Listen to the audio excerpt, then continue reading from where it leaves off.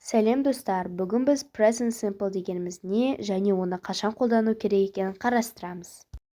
Present simple жай осы шақ, ағылшын тіліндегі ең қарапайым және жиі қолданылатын шақтардың бірі. Present simple үнемі қайталанып тұратын, әдеттегі жалпыға тән әрекеттерді білдіру үшін қолданылады. Мысал келтіретін болсақ, I go to school every day. Мен күнде мектепке барамын. Яғни бұл іс-әрекет өте көп рет қайталанып жатыр. Жалпы фактілер The sun rises in the east. Күн шығыстан шығады. Бұл да present simpleге жатады. Ал енді present simple жай осы шақ жасалу жолын қарастырайық. Құрылымды сөйлем positive I, you, we, they есімдіктерінен соң етістікті бірінші формада ешқандай жалғаусыз жазамыз.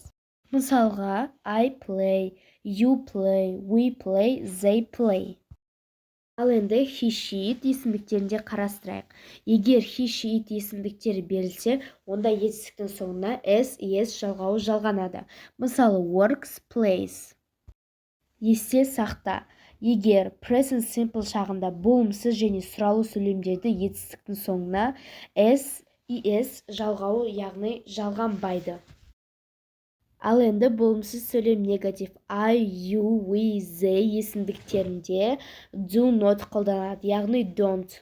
I don't work, you don't work, we don't work, they don't work.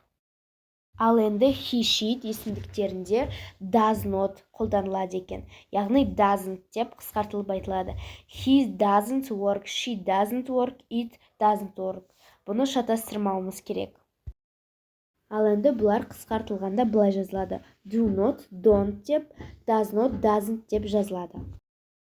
Ал енді present simple жағында сұраулы сөйлем, яғни сұрақ қою. I, you, we, they есімдіктердің алдына сұрақ қою үшін do-ды қоямыз, яғни do I work? Мен жұмыс істеймін бе? Do you work? Do we work? Do they work?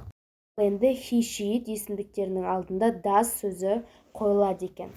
Яғни does he work, does she work, does it work. Ал енді достар, бүгінгі present simple осы шақ түсінді деген ойдамын. Осы видеоға каналға лайк басып, тіркеліп, комментария жазып кетіңіз.